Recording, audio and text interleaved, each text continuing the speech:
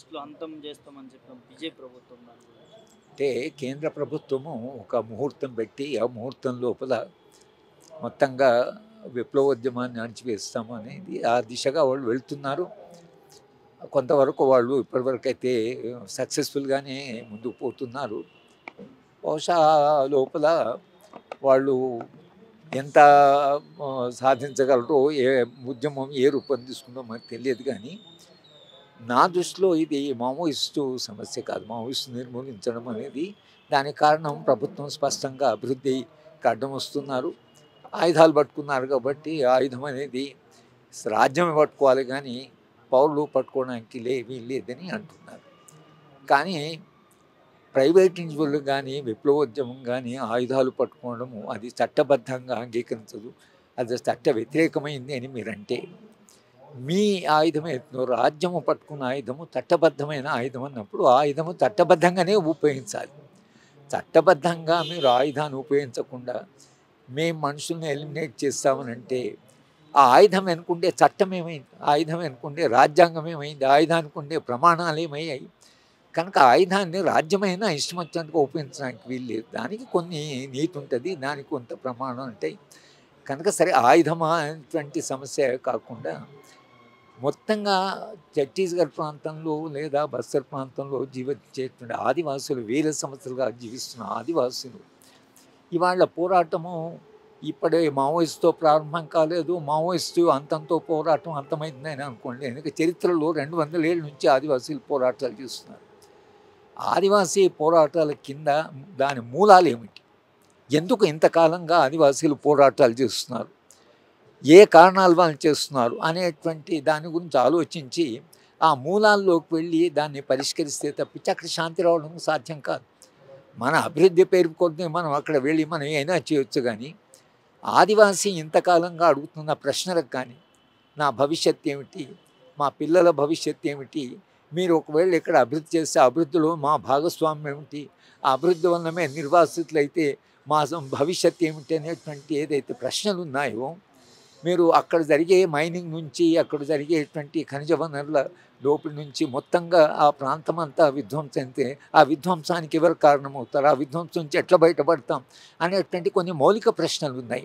ఆ ప్రశ్నలు అడుగుతూ ఇవాళ ఒక ఉద్యమాన్ని మనం అణచివేస్తామనంటే అణచివేసే సాధనాలు మీకున్నాయి, అణచివేసేటువంటి ఆయుధ సంపత్తి ఉంది కాబట్టి ఉద్యమాలు అణచిపోవచ్చు. అట్లా బిర్సా ముండా దగ్గర నుంచి ఇప్పటిదాకా చాలామంది ఆదివాసీల ప్రాణాలు వాళ్ళు ఇచ్చారు.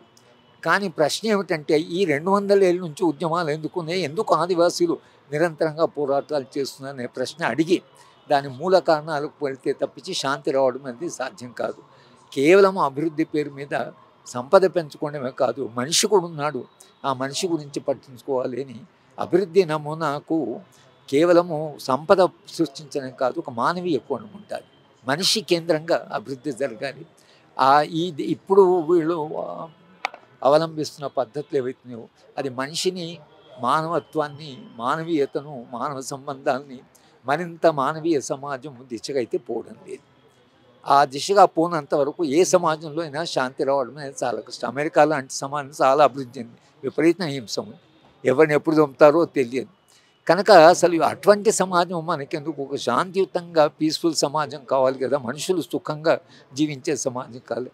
ఆ దిశగా మనం ఏమైనా అభివృద్ధి జరగాలి. కానీ దీన్ని అభివృద్ధి అని చెప్పి అభివృద్ధికి ఎవరు అడ్డం వచ్చినా మేము తొలగిస్తామనేది అంతిమంగా అది దేనికి దారితీస్తుందో ఆలోచించవలసిన బాధ్యత పౌర సమాజం మీద, ప్రజాస్వామ్యవాదుల మీద, ప్రజా సంఘాల మీద ఆ బాధ్యత ఉంది. సార్, ఈ మధ్యకాలంలో గతంలో కంటే ఎక్కువ సార్లు అర్బన్ నక్సలైట్లు అనే పదాలు వినిపిస్తూ ఉన్నాయి బీజేపీ నాయకుల నోరుల నుంచి. అంటే నెక్స్ట్ టార్గెట్ అర్బన్ నక్సలైట్ల మీద పెట్టినట్టు అనుకోవచ్చా? అంటే అర్బన్ నక్సల్ అనడానికి ఒక కారణం ఏంటంటే నక్సలైట్లు చేస్తున్న పని సరి అయిన పని కాదు అనేటువంటి ఒక బయట ఒక ప్రజాభిప్రాయం, మీడియా నుండి ప్రొపగండా అని. కానీ మొత్తం మీద ఆయుధాలు పట్టుకొని వాళ్ళు అక్కడ చేస్తున్న పని ఏదైతుందో అది సరి అయిన పని కాదు అని. కనుక నక్సలైట్ని ఏం చేసినా పర్వాలేదు అనేటువంటి ఒక అభిప్రాయం ఒక సెక్షన్లో ఉంది సమాజంలో. కనుక ఇవాళ భారతీయ జనతా పార్టీకి లేదా నరేంద్ర మోడీ గారికి వాళ్ళ పాలనకు ఎవరు కొంచెము వ్యతిరేకమైన, కొంత విమర్శించిన ఇవాళ ప్రభుత్వం దగ్గర ఉండేది కేవలం ఆయుధమే కాదు, వాళ్ళ దగ్గర మరొక ఆయుధం ఉంది. ఆయుధం ఏంటంటే మిమ్మల్ని నక్సల్ అని అనడం. సరే ఆ నక్సల్ అని ఎవరిని అంటున్నారు? రాహుల్ గాంధీని అంటున్నారు, లీడర్ ఆఫ్ ది అపోజిషన్ పార్టీని.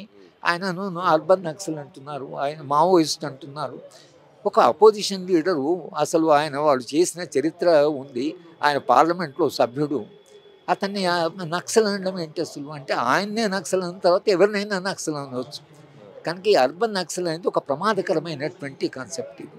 ఇది ఎవరినైనా స్టాంపు వేసి, ఎవరినైనా కేవలం విమర్శించిన వాళ్ళు కూడా ఈ ముద్ర వేసి వాడిని ఏం చేసినా పర్వాలేదు అనేటువంటి సమాజానికి ప్రమాదం. కనుక పౌర సమాజము దీని గురించి చాలా తీవ్రంగా చర్చించాలి.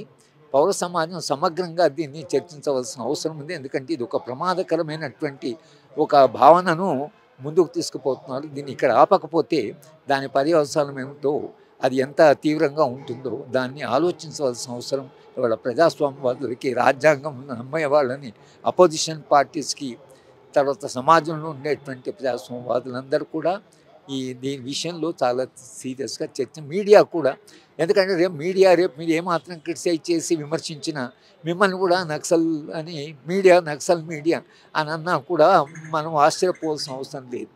కనుక దాని మీద చర్చ జరిగి ఎవరు నక్సల్ అనేటువంటి దాని మీద వాళ్ళ చర్చ జరగాలి. ఎవరిని మనం నక్సల్ అని అనాలి, ఎవరిని అంటే వాళ్ళు నక్సల్ అని అనొచ్చునా అనే దాని మీద అయితే నా దృష్టిలో ఒక లోతైన సమగ్రమైన చర్చ జరగవలసిన సందర్భం ఇది. అయితే ఇప్పుడు జనవరి 1 వరకు మొత్తం ఆయుధాలు వదిలేయబోతా ఉన్నారు మావోయిస్టులు అనేది చర్చ వినపడతా ఉన్నది. ప్రజా ఉద్యమాలు కూడా ఆగిపోయే అవకాశం ఉన్నదా తర్వాత? వాళ్ళు చేసే ఉద్యమం ఆగిపోవచ్చు, కానీ ఆదివాసులు చేసే ఉద్యమం ఎట్లా ఆగిపోతుంది? ఇప్పుడు రైతాంగం పంజాబ్, హర్యానాలో 1000 మంది వచ్చి ఒక ఉద్యమం చేసి అటువంటి ఉద్యమాన్ని ఎట్లా ఆపుతారు? మీరు ప్రభుత్వం వెనక్కి తీసుకోవాల్సి వచ్చింది కదా చట్టాలని. అలాగే రేపు ఆదివాసీలు, మీరు ఇక్కడ ఖనిజాలను తవ్వితే మా బతికేమిటి అని వాళ్ళు ఆదివాసీలు అడిగితే, ఆదివాసులు అడగకుండా ఎట్లుంటారు? మీకు చావు బ్రతుకుల సమస్య వచ్చినప్పుడు తప్పకుండా అడుగుతారు కదా. అడిగినప్పుడు ప్రభుత్వం దగ్గర మేము ఖనిజాలను తవ్వుతారు.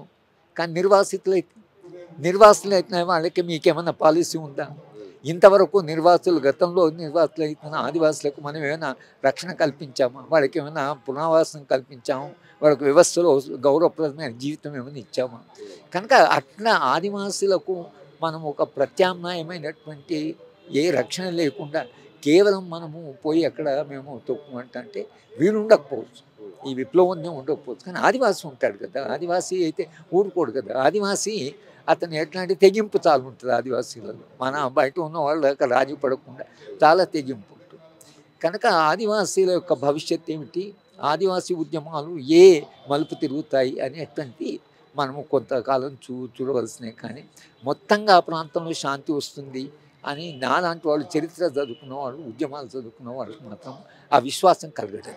ఫైనల్గా చెప్పండి సార్, ఇప్పుడు ఏదైతే డెడ్ లైన్ పెట్టి కేంద్ర ప్రభుత్వం వ్యవహరిస్తున్న తీరు మిగతా అన్ని సమస్యల మీద ఎందుకు పెట్టలేకపోతా ఉన్నది? మీలాంటి వాళ్ళు ఏం చర్చలు, అంటే చాలా వేదికల మీద మీరు మాట్లాడి ఉంటుంటారు ఈ విషయాన్ని అనుసరించి. ఇప్పుడు మన దగ్గర ఈ ఖనిజ వనరులు అనేవి ప్రపంచవ్యాప్తంగా, ఇవాళ ట్రంప్ ఆయన వెనజులా మీద బాంబులు వేస్తున్నాడు, నిన్న ప్రకటించాడు. ఎందుకు వెనజులా మీద అంటే అక్కడ ఆయిల్ చాలా ఉంది, ఆయిల్ రిచ్ కంట్రీ కాబట్టి దాన్ని అటాక్ చేస్తాడు. ఆయన ఇరాన్ మీద పోయి అటాక్, ఎందుకంటే అక్కడ ఆయిల్ ఉంది. ఎక్కడైతే వనరులు ఉన్నాయో అమెరికా వాడు ఆ వనరుల దేశాలన్నింటినీ వాడు గందరగోళంలో పెట్టేశాడు. కనుక ఈ ఖనిజ వనరులు అనేవి ఏవైతున్నాయో ఇది తవ్వుకోవాలి. దీన్ని ఈ వచ్చిన క్లాస్ ఏదైతుందో ఏ కష్టం లేకుండా, ఒక ఉత్పత్తి చేయకుండా, ఒక పరిశ్రమ పెట్టకుండా, ప్రజలకు కావాల్సినటువంటి ఉత్పత్తి చేయకుండా కేవలం భూమిలో ఉండేటువంటి సంపదను తవ్వుకొని తొందరగా తాము ధనికులం కావాలి అనేటువంటి ఆలోచన ఏదైతుందో అది ప్రజా వ్యతిరేకం నా దృష్టిలో. వీళ్ళు అదాని ఇప్పుడు అప్పచెప్తామంటున్నారు. అదాని ఏం చేశాడు సమాజానికి?